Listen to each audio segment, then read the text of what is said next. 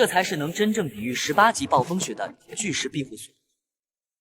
当一场巨大的暴风雪突然降临在中伯利亚雪山，此时阿克已经彻底迷失了方向，他感觉雪中还掺杂着细小的碎冰，这可是一种非常不好的信号。现在的他必须要尽快找到一个能让他藏身的地方。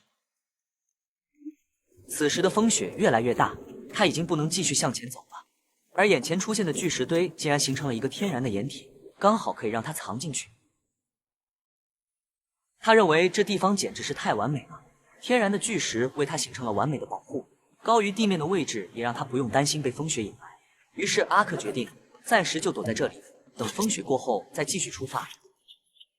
现在他只需要利用雨布将巨石的凹陷的位置盖住，他就能拥有一个独立的封闭空间。如果说此时被困在这里的是你，暴风雪会持续3天，让你在这里生存1夜，但能带3件装备，你会带什么呢？大胆的说出来，我看看谁带的装备最多。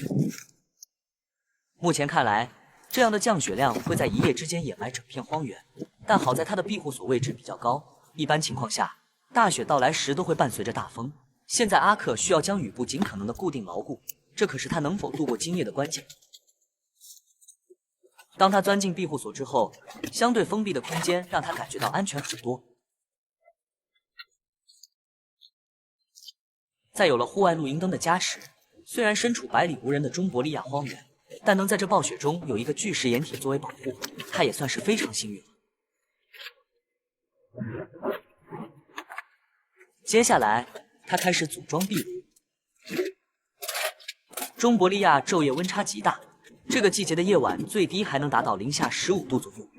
如果没有取暖设备，他可能无法度过这里的极寒之夜。烟筒顺利安装后，现在阿克已经在这荒原之地拥有了一处可以完美藏身的地方。现在降雪量还是很大，他清理了雨布上的积雪。紧接着，他开始准备柴火。